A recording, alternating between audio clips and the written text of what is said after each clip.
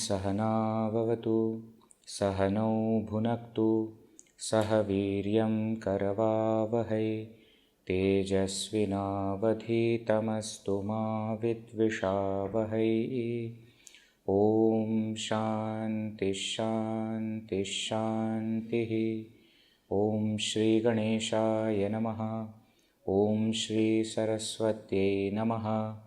ॐ श्री गुरुभ्यो नमः। सदाशिवसमारम्भां शङ्कराचार्यमध्यमाम् अस्मदाचार्यपर्यन्तां वन्दे गुरुपरम्परां। श्रुतिस्मृतिपुराणानाम् आलयं करुणालयं नमामि भगवत्पाद शङ्करं लोकशङ्करं। समस्तजनकल्याणे निरतं करुणामयं नमामि चिन्मयं देवं सद्गुरुं ब्रह्मविद्वरं। मूकं करोति वाचालं पङ्गुं लङ्घयते गिरिं यत्कृपातमहं वन्दे परमानन्दमाधवं परमानन्दमाधवम्। सर्ववेदान्तसिद्धान्त गोचरं तमगोचरं गोविन्दं परमानन्दं सद्गुरुं प्रणतोऽस्म्यहम्।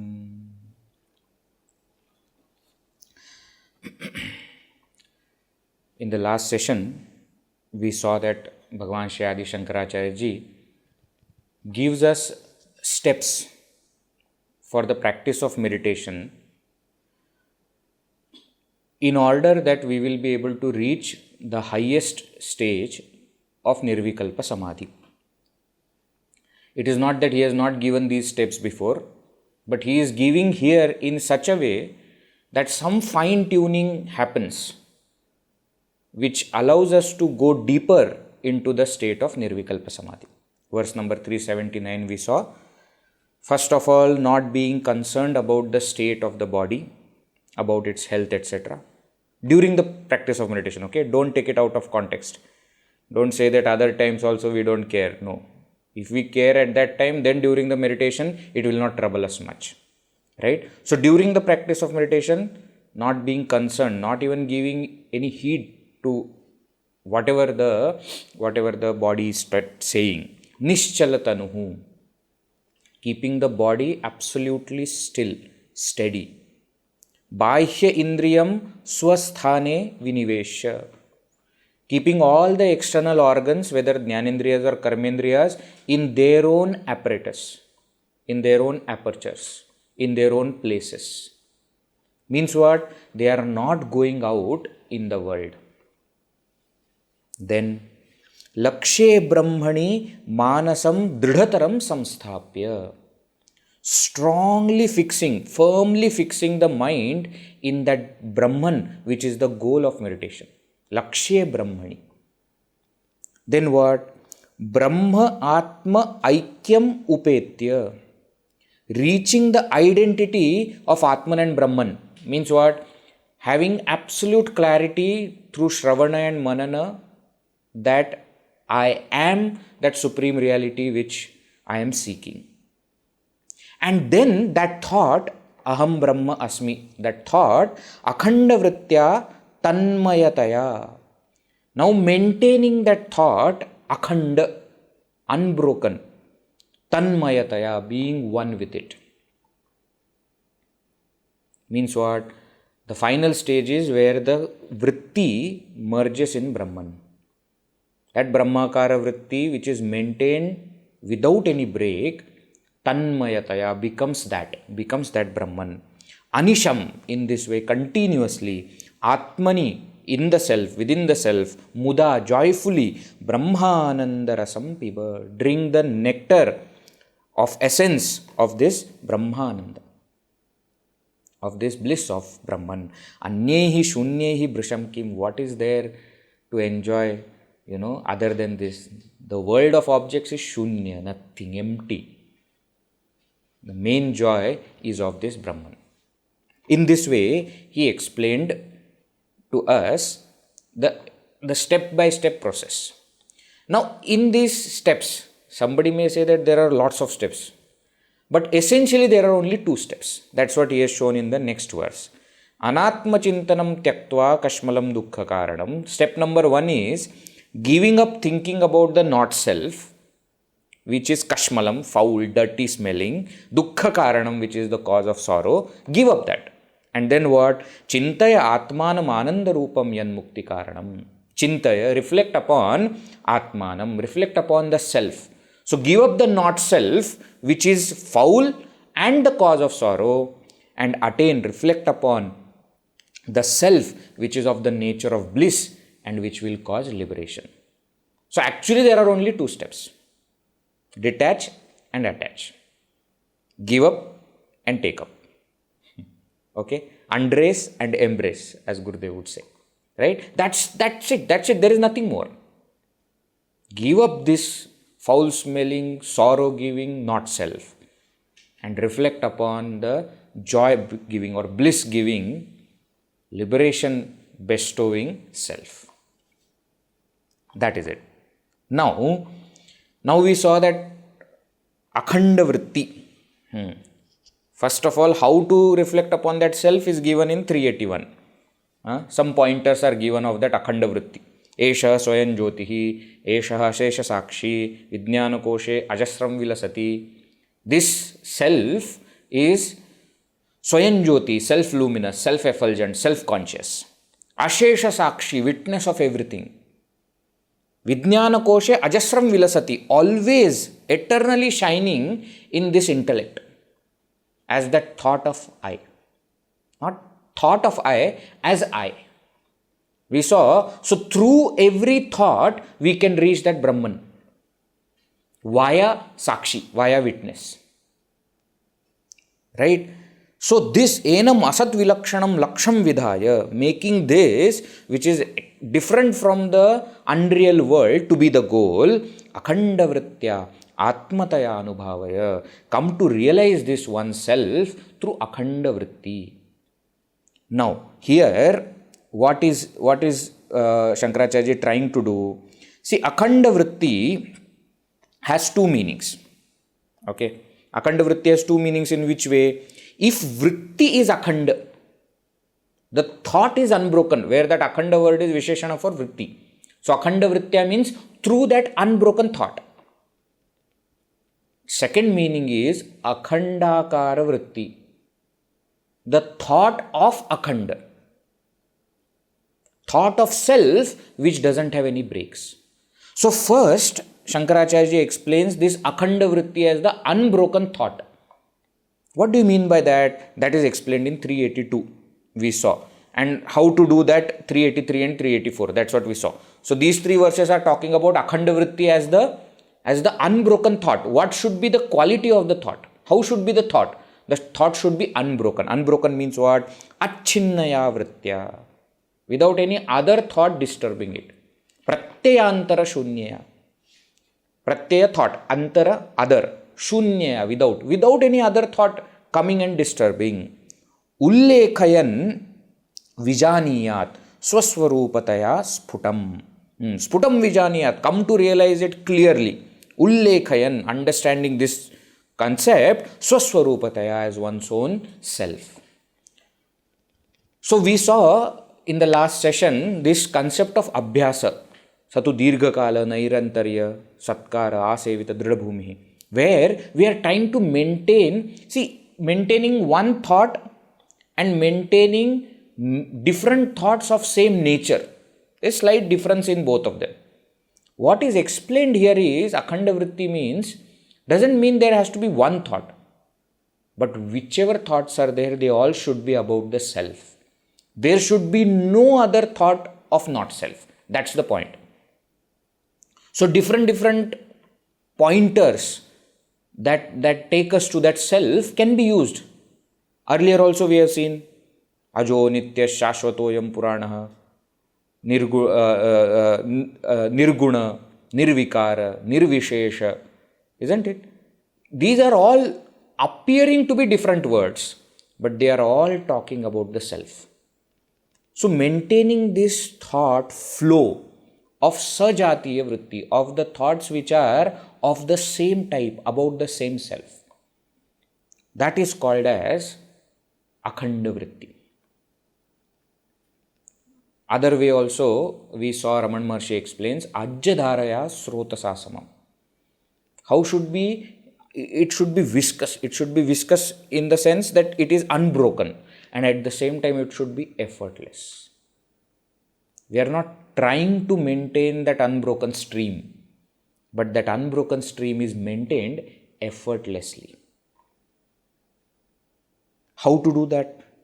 Next two verses explained. Atra atmatvam dridhīkurvan ahamadishu santyajan. Atra, in this self, make your selfhood strong. And in ahamadishu, in the ego, etc., in the upadhis, santyajan, give it up. Udasinayataya teshu tishthet sputaghatadivat. Remain with the upadhis, but how should you remain there? Udasinataya. Absolutely unattached, untouched, uncaring, indifferent, like a broken pot. Comes, goes, nothing sticks. Isn't it? You have those pans, no, at home, non-sticky pans. Isn't it? Non-sticky pans you use. Like that we should be. Nothing should stick. Right? Further, he gives vishuddhaṃ antఃkaranam niveshya, making the mind pure and then placing it where? Sakshini avabodhamatre swarupe. Slowly, shanaihi, nischalatam upanayan, bringing total quietude. What you should do? Tataḥ, thereafter, pūrṇaṃ swameva anuvilokayet. Realize your infinite self. Okay? So mind should become pure, it should become firm, it should become quiet, and it should merge into that self. That is what is called as akhanda vritti. Now from this akhanda vritti concept, now Shankaracharya is taking us to the concept of Atma being akhanda or pūrṇa. Earlier also we saw, no, akhanda vritti has two meanings. Now the second meaning is explained. There also here in this 384, he says, no, pūrṇaṃ swameva anuvilokayet.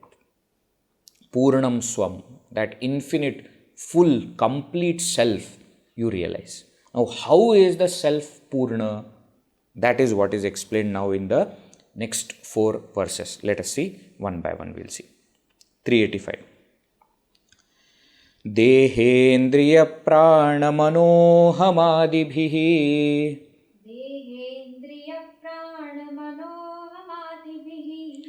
svājñānakḷptairakhilairupādhibhiḥ.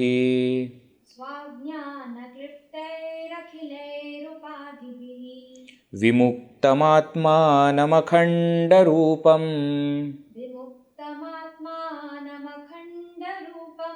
pūrṇaṃ mahākāśamivāvalokayet.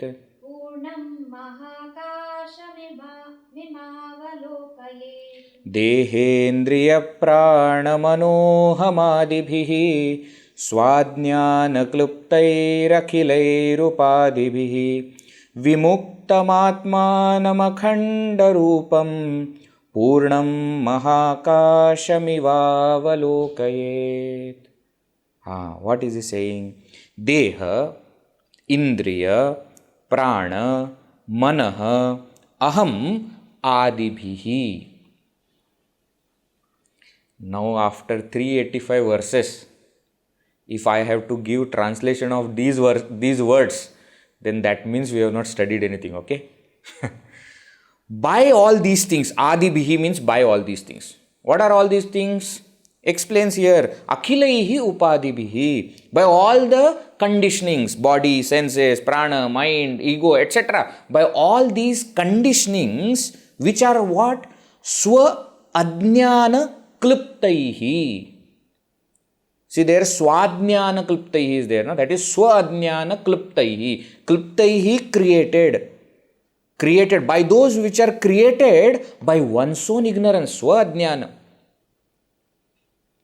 By these upadhis, vimuktam, freed.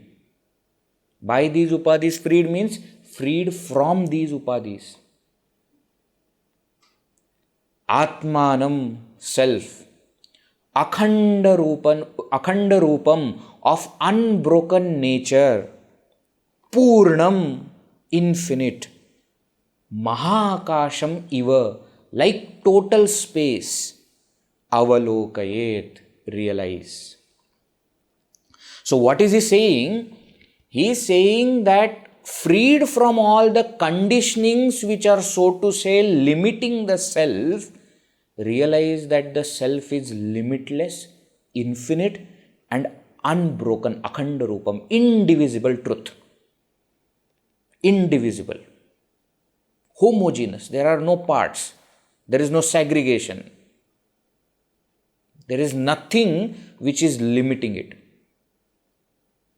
That is the nature of the self.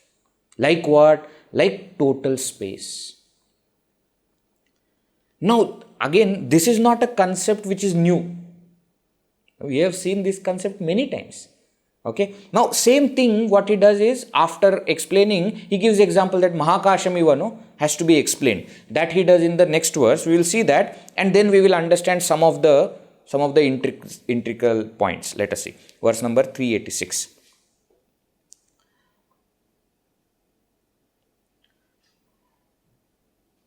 ghaṭakalaśakusūlasūcimukhyaiḥ gaganamupādhiśatairvimuktamekam bhavati na vividhaṃ tathaiva śuddhaṃ paramahamādivimuktamekameva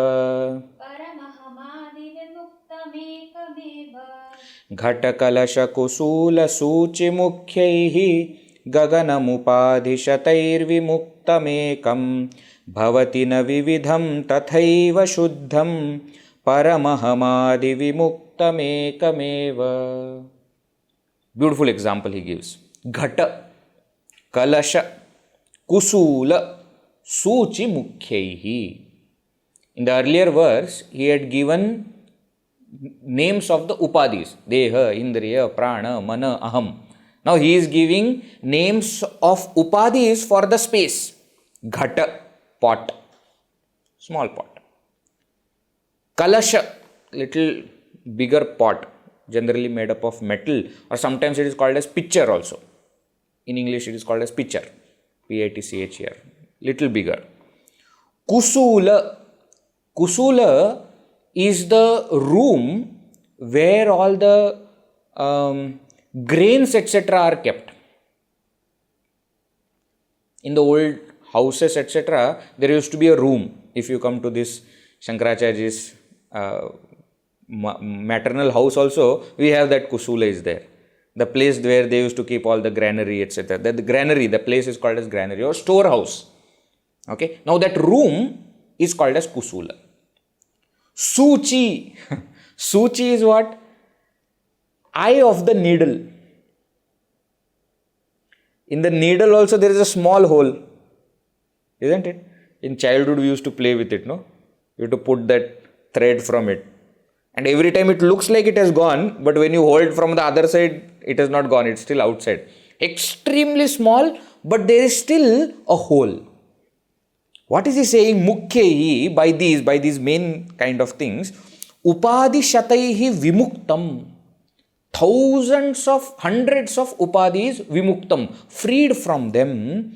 Gaganam, space, ekam bhavati, is one alone. Means what? In the pot, there is space. In the pitcher, there is space. In the granary, there is space. Even in that small eye of the needle, there is space. But space doesn't become small or big because of being limited by these upadhis. Why? Because that gagana, space, is free from all of them and is one alone.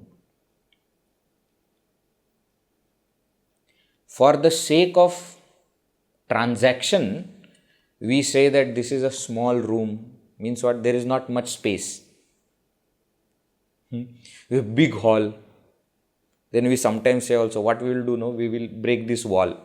Then what? Then it will become bigger space.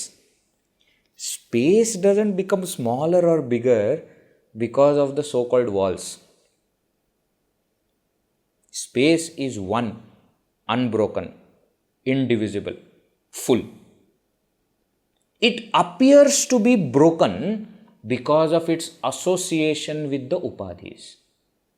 When you remove the upadhis, the space is realized to be one unbroken space. In the same way, bhavati na ekam bhavati na vividhaṃ. It does not become many. That gaganam space remains one. Tathaiva, in the same way, ahamādivimuktam śuddhaṃ param ekameva. The self which is freed from ego, etc., ahamādivimuktam, freed from all the upadhis, is śuddhaṃ, is pure, param, supreme, ekameva, and is one alone. There are no limitations, there are no breaks, there are no impurities in that self. Right? Now, this is the point. Now, we have heard of this example also many times before, and we have seen the Darshtantika also many times before. But one point, let us reflect little more upon. When we say that the self is not broken because of the so-called upadhis, why? Why is it not broken? Not how. How we understand, because within the walls also there are bricks, within the bricks also there is space. So actually space is not inside the wall or outside the wall is in space. How we know the answer? We have seen so many times. Question that we should reflect upon is, why? Why? Why space is not getting limited by the upadhis, by these walls, etc.? Why? Because the space is subtler. Why do we always give example of space only? When it comes to this kind of showing that the upadhis are actually not conditioning the self, why do we always give example only of space? Not of fire or water or earth, etc. Because among even all the elements, space is the subtlest of the elements. Actually speaking, space is the subtlest manifested, created thing. What did I say? Space is the subtlest manifested, created thing. Maya is not manifested, therefore Maya doesn't come there. But all other things that are there other than Brahman and Maya, among all of them, the subtlest is space. And what do you mean by subtlest? See, what it means is, it has lesser qualities, it has lesser perception, and it has more pervasiveness.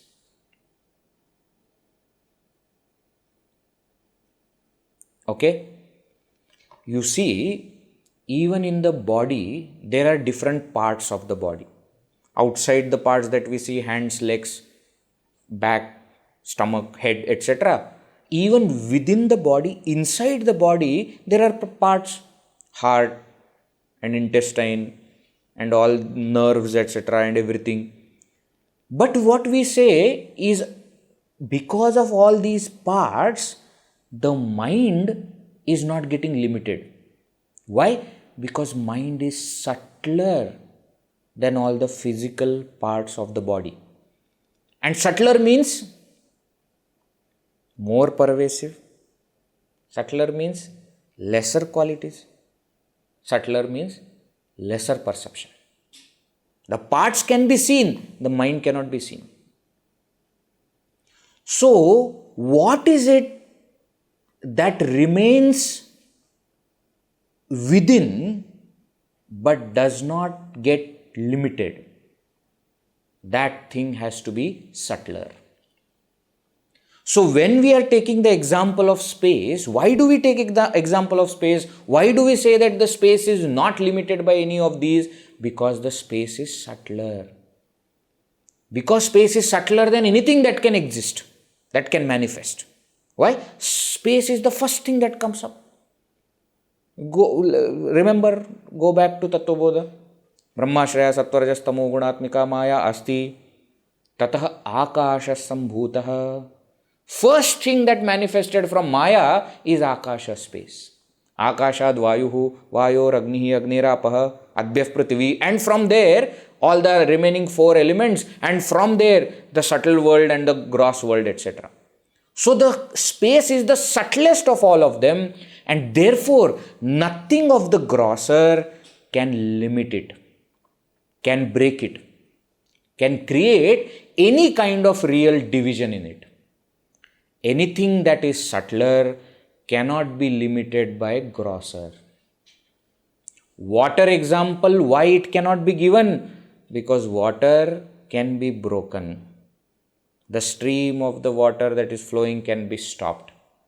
You can see the end of the stream of water, but you don't see such end of space. That is why the example of space is given.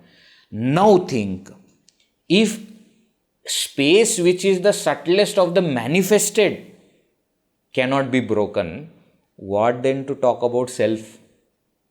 Self is not even manifesting. Self is subtler than Maya, which is subtler than space. 2 levels more subtler.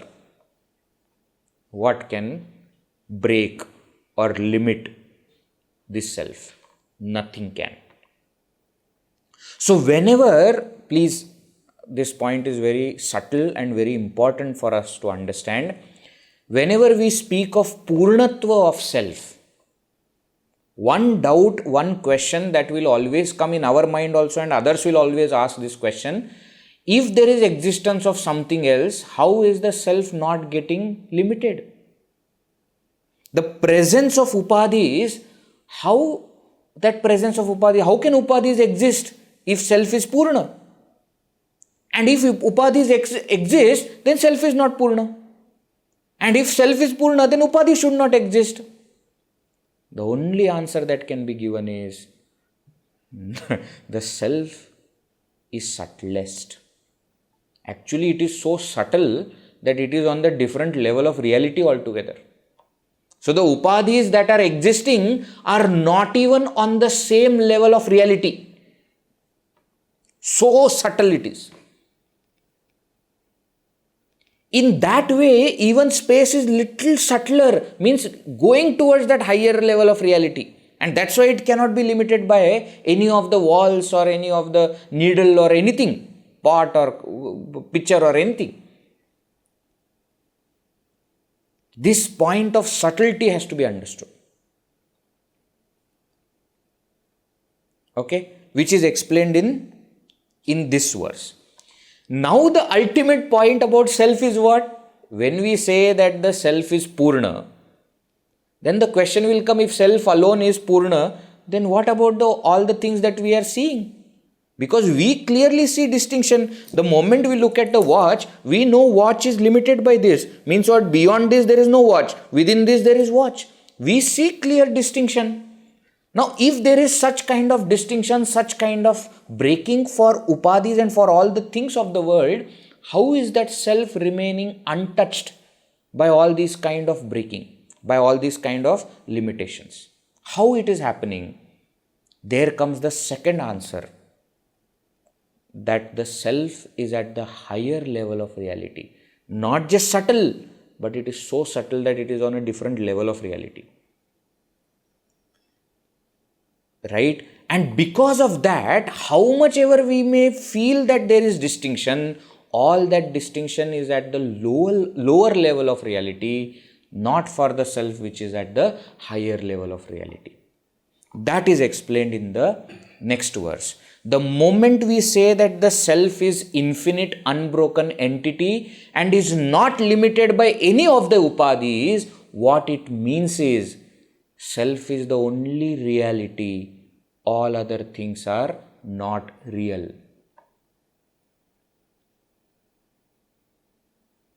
That is what it means. In case of space, this point cannot be explained. So Shankaracharya has used the example of space to explain the subtlety. Now to explain reality, he will give different example. We will see. We'll see. First he puts the point, in the next verse he gives the example. Let us see the point, verse number 387. Brahmādistambaparyantā mṛṣāmātrā upādhayaḥ tathāh pūrṇaṃ svamātmānaṃ paśyedekātmanā sthitam brahmādistambaparyantā mṛṣāmātrā upādhayaḥ tathāh pūrṇaṃ svamātmānaṃ paśyedekātmanā sthitam. Brahma adi stambaparyantā upādhayaḥ mṛṣāmātrā. Upādhayaḥ, conditionings, delimiters. Which delimiters? Starting from Brahmaji. Means what? Starting from the upadhi of that Hiranyagarbha, the firstborn Pratamaja Brahma, stambaparyantā, up to a stick, up to a stump of wood. Means what? From the most significant up to the most insignificant. From the top to bottom, all these conditionings, mṛṣāmātrā, are just false. Tataḥ, therefore, pūrṇaṃ svamātmānaṃ ekātmanā sthitam paśye, therefore see, realize what? Svamātmānaṃ, one's own self, which is pūrṇaṃ, which is infinite, ekātmanā sthitam, which is established as one non-dual self. The moment it is said that the self, even when assumed to be with the conditionings, remains unbroken, infinite, non-dual entity, it clearly says or makes a point very clear that everything that is assumed, all the conditionings are false. So when it is explained that within the upadhis, when we say that the self is so to say limited, called as jiva, etc., but still we say that the self remains untouched, unbroken, what it means? The upadhis are not real. So first point that Shankaracharya is making is, freed from all the upadhis, the self remains unbroken, infinite. Now when you are talking about freed from all upadhis, the next point that he mentions is, which means that the upadhis are not real. Okay, understand the line of thinking. First, Shankaracharya is explaining with the help of space is that even when we think that the self is limited because of its association, so to say association with the upadhis, it still remains infinite. And when they are gone, it is of course infinite. Means what? The presence and absence of upadhis create no change in the infinitude of the self. Whether the upadhis are present or not present, self is infinite. Now, if self is infinite with upadhis or without upadhis, what does it mean? That the upadhis are not real. If they are real, then self cannot remain infinite.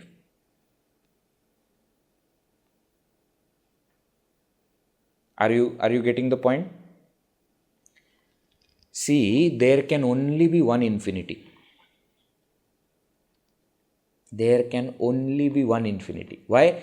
Because if there is something else, then the first thing which we called as infinity cannot remain as infinity. Its infinitude is broken by the presence of another. Vedji? Yes. Are you sure? Are you sure that there is only one infinity? Yeah. Why? There is one mantra which we chant at the end of every session of Vivekachoodamani. Not just Vivekachoodamani, in any satsang that we have in Chinmay Mission, we chant that mantra, pūrṇamadaḥ pūrṇamidam pūrṇāt pūrṇamudachyate pūrṇasya pūrṇamadāya pūrṇameva avashishyate. At some point of time, we had also seen the meaning of this mantra within Vivekachoodamani sessions also. What does mantra say? Pūrṇamadaḥ, that is pūrṇa, that is infinite. Pūrṇamidam, this is pūrṇa. Pūrṇāt pūrṇamudachyate, from that infinite, this infinite has come. Pūrṇasya pūrṇamadāya pūrṇameva avashishyate. From that infinite, if this infinite is removed, still that infinite will remain. Now, in this mantra, are you not talking of two infinities? Clearly the mantra is talking. That is pūrṇa, this is pūrṇa. From that pūrṇa, this pūrṇa has come. From that pūrṇa, if you remove this pūrṇa, that pūrṇa alone remains. See? Pūrṇamadaḥ pūrṇamidam. Two realities, two infinities. No. It is still the same point. Why? See the last line. Pūrṇasya pūrṇamadāya pūrṇameva avashishyate. From the infinity, from that infinity, when this infinity is removed, that infinity alone remains. Means what? That is the only reality. This pūrṇa, this infinity is an appearance.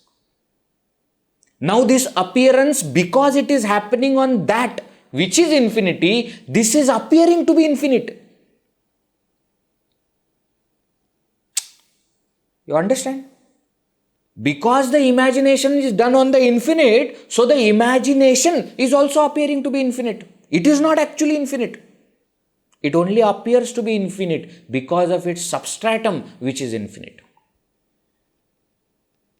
The mantra is not saying that there are two infinities. Why? Because if mantra were to say it, then it can never say that pūrṇasya pūrṇamadāya. Why? Because if it is infinite, it cannot be removed. The very fact that it can be removed means that it is unreal. Why? Because only something which is unreal will cease to exist. That which is real can never stop existing. So even in that mantra, how we have to understand that reality, Brahman is pūrṇa. This world which is, so to say, pūrṇa, has come from that infinite Brahman. Has come means what? Is appearing, is superimposed on that infinite Brahman. And therefore, when from that infinite Brahman, this so-called infinite world is removed, the infinite Brahman will remain infinite. Why? Because the world was never there. Even when it was appearing, it was not there. So even in the appearance of the world, the infinitude of Brahman, the infinitude of the self is not compromised. I hope you are getting the point. First is the point of subtlety. Second is the point of reality. For subtlety, Shankaracharya gave example of space. Now for reality, of course, he is going to give example of rope and snake. Of course, there is no doubt. That is what he does in the next verse, verse number 388. Yatra bhrāntyā kalpitam yadviveke tattanmātraṃ naiva tasmādvibhinnam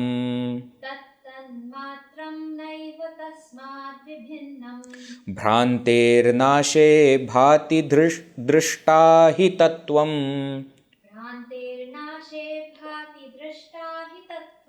rajjustadvad vishvamatmasvarūpaṃ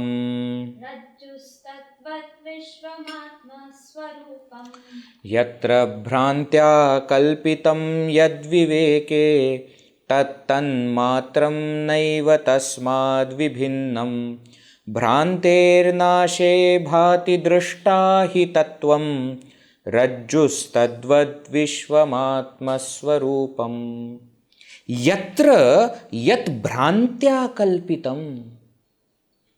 Yatra, where, in which substratum, yat bhrāntyā kalpitam, that which is imagined because of delusion, viveke, on discrimination, tat, that which is imagined, tanmātraṃ, is the substratum alone.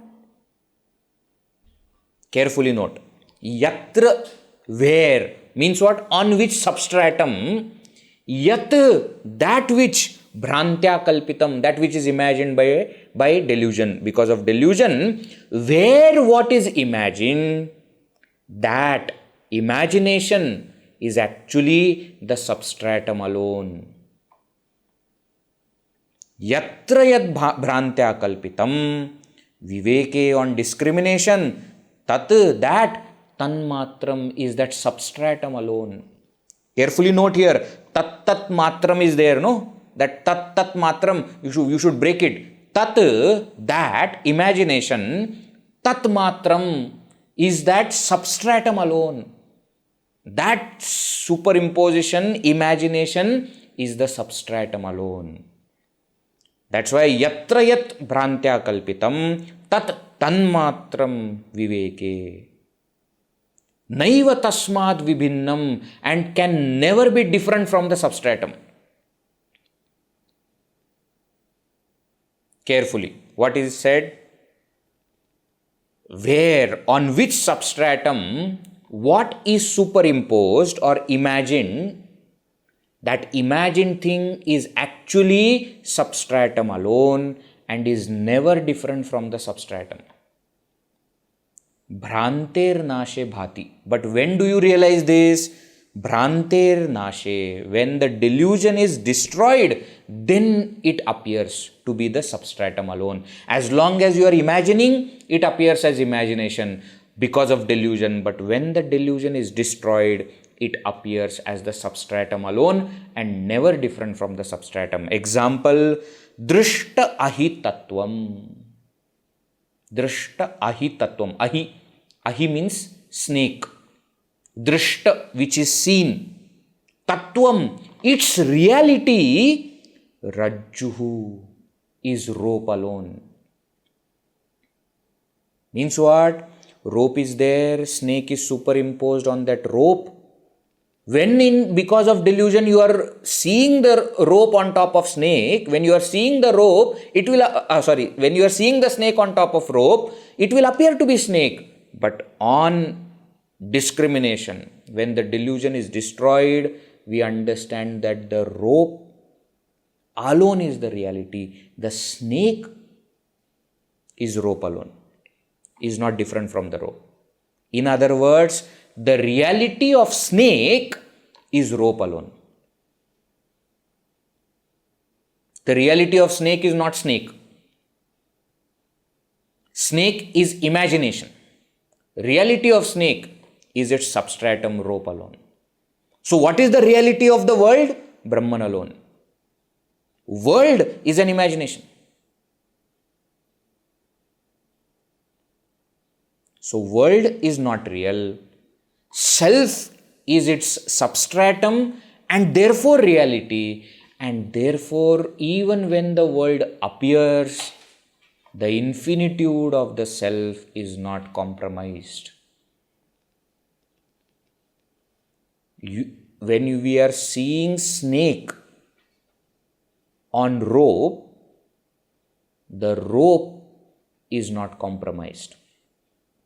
Yes, the snake will appear as big as the rope. Correct. That's why it was said, pūrṇamadaḥ pūrṇamidam. Because the substratum is infinite, the superimposition appears to be infinite because it is appearing on the infinite substratum. So the length of snake that is imagined will be equal to length of rope. But the fact is, there is no snake. That snake is rope alone. The reality of snake is rope alone. So snake is imaginary, not real. Rope is real. In the example. Okay. See, this is called precision. In philosophy also, how precisely Shankaracharya is bringing right example to explain right point. The example of space and being, so-called limited by different upadhis, he could not have explained the point of reality. Why? Because space is on the same level of reality as the wall or the pot or the pitcher or the eye of needle. They both are on the same level of reality. They both are vyavaharika. So there he explained the point of subtlety. And therefore, being subtle, infinitude is not compromised.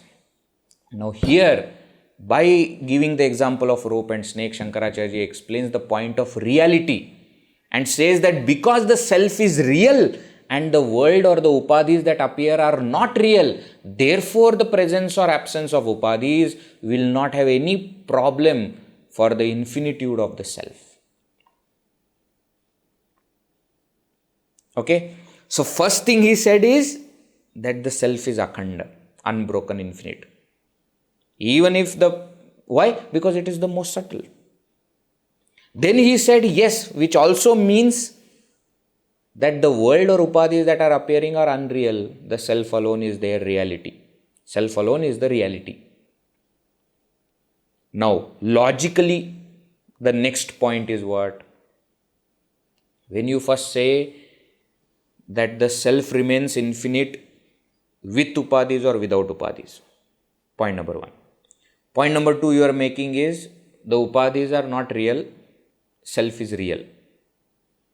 Now automatically the next point will be self alone is. There are no upadhis. Go. You see how the thought is flowing? We are seeing the upadhis. So he started by saying, yes, upadhis are there, but the presence of upadhis is not compromising the infinitude of the self. Why? Because self is extremely subtle. Then slowly he explained, because the presence and absence of upadhis is not creating any problem for the self, it means that the upadhis are unreal, the self is real. Upadhis are appearing, but are unreal. Mithyāmātrāha. mṛṣāmātrā. See the word mṛṣāmātrā. So, from upadhis being real that we thought in the state of ignorance, now we have come to understand that they are unreal. Now he will, in the next point, explain that the upadhis are not there. Self alone is. And this he explains that everything that you see is self alone. There is nothing else. He explains through the usual way of shruti, yukti and anubhuti. We always say that these are the authorities. If you want to prove any point, you should give the shruti, Vedic injunction. You should give the logic, yukti, which is shruti anusarini, which is in line with the shruti, and anubhuti. Somebody must have got the experience, vidvad anubhuti, the experience of the wise. So that's what he gives in next 4 verses. First 2 verses are for shruti. Let us read. 389. Swayam Brahma Swayam Vishnuhu. Swayam Brahma Swayam Vishnuhu. Swayamindra swayam Shivah. Swayamindra swayam Shivah. Swayam Vishwamidam Sarvam. Swayam Vishwamidam Sarvam. Swasmad Anyanna Kinchana. Swasmadanyanna Kinchana. Swayam Brahma Swayam Vishnuhu. Swayamindra swayam Shivah. Swayam Vishwamidam Sarvam. Swasmad Anyanna Kinchana. Swayam Brahma. Self alone is that Brahma. Chaturmukha Brahma, the creator. Swayam Vishnuhu, the self alone is that Vishnu, the protector. Chaturbhuja Vishnu. Swayam Indraha, the self alone is the Indra, the god of all the devatas, the king of all the devatas. Swayam Shivaha, self alone is that Lord Shiva, the dissolver, the one with the third eye. Swayam Idam Sarvam Vishwam, the self alone is this entire world. Swasmad Anyat, other than the self, na kinchana, there is absolutely nothing. So the Trimurtis are Bhagavan alone. Devatas are Brahma. Trimurtis are Bhagavan alone means Trimurtis are self alone. Devatas are self alone. The entire world is self alone. There is nothing other than the self. Now, if there is nothing other than the self, why are you saying Brahma, Vishnu, Indra, Shiva, etc.? Because these are the consciousness aspects associated with different set of upadhis carrying out different functionalities. All of them are on the level of vyavaharika satta. In the absolute truth, paramarthika satta, self alone is. Now we must have seen, so many Vedic mantras giving the similar kind of explanation, isn't it? Even in praise of any devata is done as that Brahman, we do this. Tom Brahma, Tom Vishnu, Tom Rudra, Tom Indra, Tom Agnis, Tom Vayus, Tom Suryas, Tom Chandramas, Tom Agnis. Isn't it? In Ganesha Tarvashesha also. You are alone that you are. You is that Brahman. Brahman alone is everything. Swasmad anyat na kinchana. There is nothing which is other than the self. So see the beautiful logic unfolding here. First he is telling that nothing, the upadhis because of their presence or absence are not creating any problem for the infinitude of the self because it is subtle. Number two, because they are present and absent, they are unreal. The self is their reality and therefore infinitude of the self has no problem. If you say that the self is infinite, which means that self alone is, there is nothing else. Right? Continues further. Another verse giving the Shruti quotations. Let us read. Verse 390. Antas swayam cha pibayis swayam cha. Swayam purastat swayameva paśyat. Swayam hyavacham swayamapyudicam. Tatho parishtat swayamapyadhastat. Antas swayam cha pibahis swayam cha. Swayam purastat swayameva paśyat. Swayam hyavacham swayamapyudicam. Tatho parishtat swayamapyadhastat. Everything is swayam. Swayam means self. Antah swayam cha api. Inside I alone am. Self alone is. Bahis swayam cha, and outside also I alone am.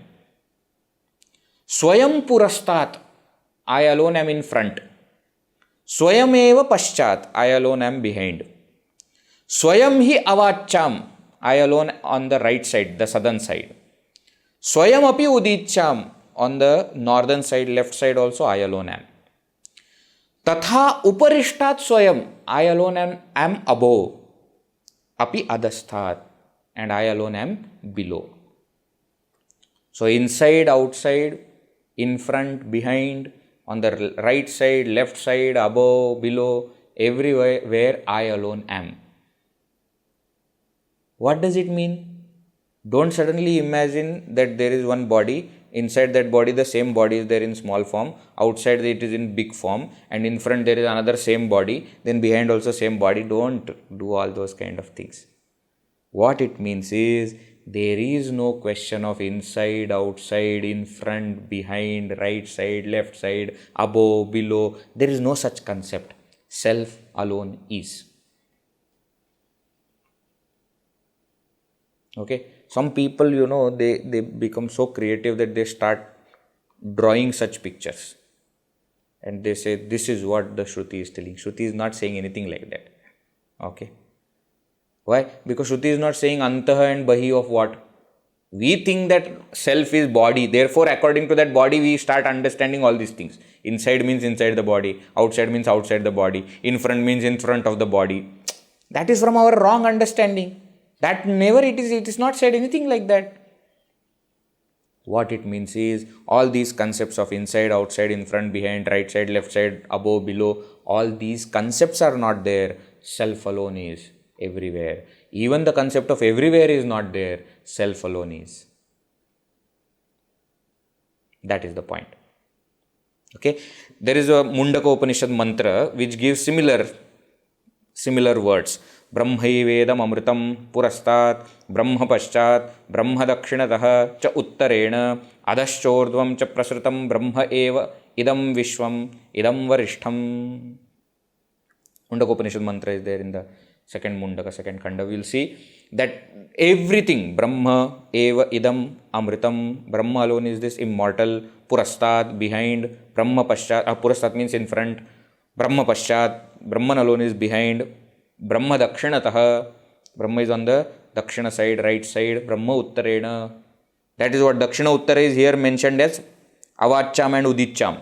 These are different names for the same directions. Brahma adascha urdhvam cha prasritam Brahma eva idam vishwam. What has gone above and below, everywhere spread, is that Brahman alone. Right? In this way, the same point of Brahman being everything is mentioned. Now what? Now he explains that through logic. Again, the example is something that we have seen. Similar example he gives. Let us read verse number 391. Tarangaphena brahmabudbudadi sarvam swarupena jalam yatha tatha chideva dehadyahamantametat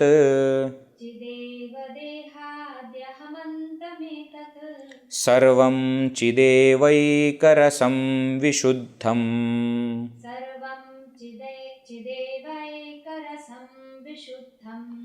Tarangaphena brahmabudbudadi sarvam swarupena jalam yatha tatha chideva dehadyahamantametat sarvam chidevaikarasam vishuddham. Yatha, just as. Taranga means wave. Phena means foam. That white color you see on the ocean bank, that foam. Phena. Brahma is actually that whirlpool. You must have seen, no?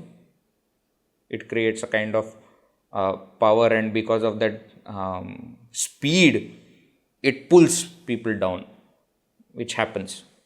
Whirlpool. Budbudadi and bubbles, etc. Sarvam swarupena jalam.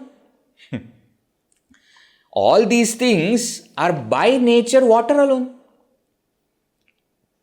Because of their different forms which are appearing, we call them by different names.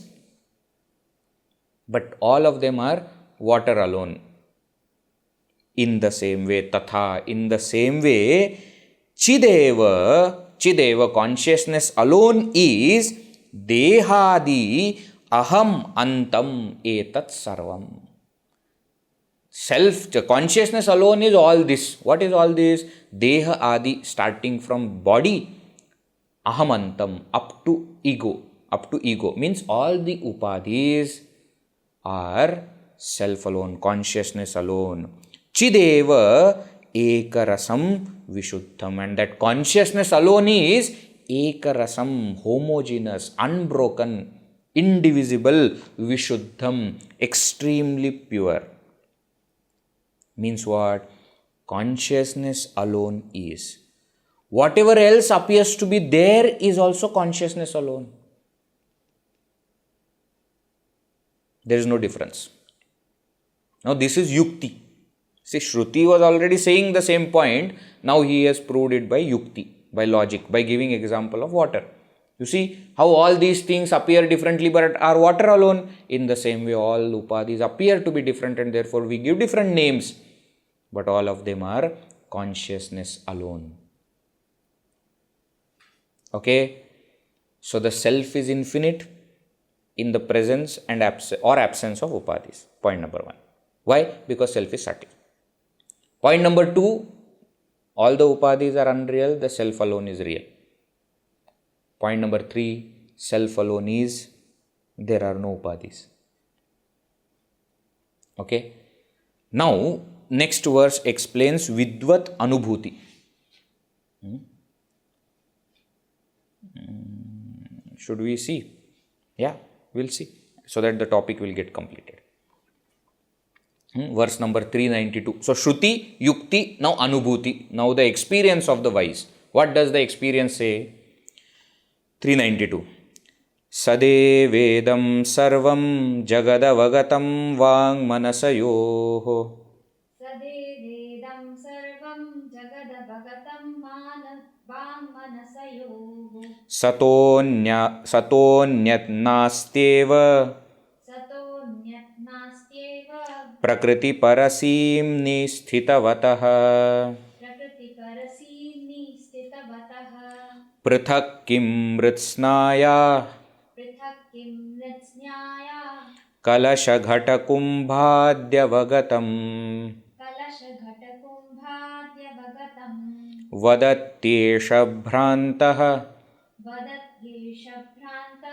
tvamahamiṭi māyā madiraya.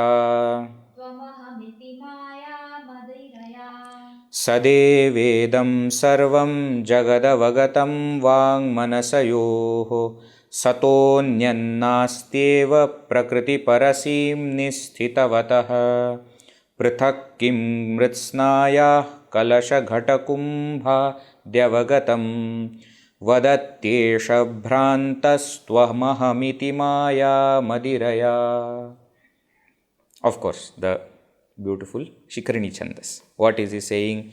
Sadevedam sarvam jagat. Sadeva idam sarvam jagat. Existence alone is this entire world. Avagatam vāṅmanasayoho, which is perceived, which is known by the organs and mind. Vāṅmanasayoho, by the speech, mind, etc. By all the organs, the world that is known is existence alone. Satah anyat na asti eva. There is nothing other than that sat. How is that sat? Prakriti parasimni sthitavatah satah. Sthitavatah satah. Panchami Bhakti. That which is sthita, that which is existing, prakriti parasimni. Beyond prakriti, beyond maya. The existence that exists beyond or on the other shore of maya than that existence, na astyeva, there is nothing else. Example, prithak kim mṛṣāmātrā kalasha ghata kumbhādi avagatam. Kalasha, pitcher, ghata, jug, kumbha, pot, etc. avagatam, which are known. Mṛṣāmātrā prithak kim. Are they different from mrit, clay, which is the cause? Are they different? Can we call them to be different from clay? No. It is only eshaha, bhrāntah vadati. It is only a deluded person who says tvam, aham, iti, you, I, etc. Maya madiraya. Madira. Madira means wine, liquor. Because of drinking the wine of Maya, this person has become deluded. And therefore he creates all these kinds of distinctions. Tvam, aham, iti. You, me, etc. Actually, they are not at all different. Existence alone is, which is beyond Maya. If at all the world is perceived, that too is existence alone, just as clay alone is everything. Similar kind of statements we will also see in Chandogya Upanishad, isn't it? Vācārambhanam vikaro namadeyam vrittika ityeva satyam. All other, he says, are only speech. Vācārambhanam vikara. All modifications of speech. Namadheyam, they are just names. What? Kalasha, Ghata, Kumbha, all these are just names. Essentially all are vrittika alone. They are all clay alone. In the same way, everything is self alone. Of course, Kalasha will be seen to be different from Ghata, which is different from Kumbha. But by the knowledge, we have to falsify the vision and see everything as clay. That's the point. Everything is self alone. Yes, you may continue to perceive the difference, but by the vision of knowledge, you falsify that perception. Brihadaranyaka Upanishad also says, yatra tu asya sarvam atma eva bhut tatra kena kam pasyed. Then who will see whom? Who will see what?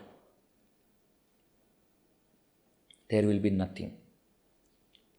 The perception may appear different, but the wisdom will negate that perception. Okay? That is the point. One small point, note. Okay? In the previous shloka, where yukti was to be used, he used the word chit. And here, when anubhuti was to be used, he has used the word sat. Have you noticed that point?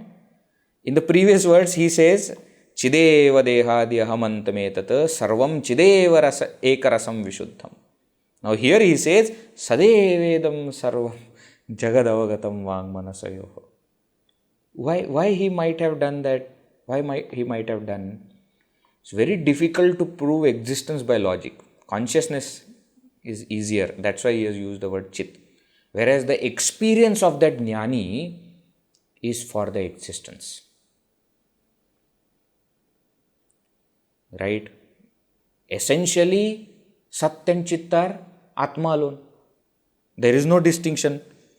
So he will put all those things together also in the coming shlokas. Right? But that slight difference you can make out. That in the previous shloka he says chit, here he says sat. Okay? Point is still same. Self alone is, there is nothing other than the self. Now this has to become our experience. Okay, yesterday in one of the Upanishad classes, somebody asked this question, that how to practice this Brahma Bhava. How to do it? So the same answer which I gave yesterday, I am repeating. We can start by dropping our likes and dislikes. That is step number 1. Because if everything is self, you cannot have likes and dislikes. That's absolute basic from where we can start. Drop likes and dislikes means what?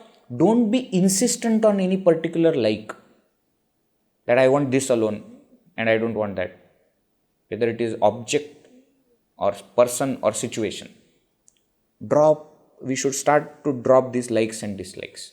First step. Then slowly start to understand everything as the one substratum. So that the differences fall off. When we meet somebody, when we see something, try to find out what is common rather than finding what is different. These are all practical methods of starting to practice this Brahma Bhava, okay?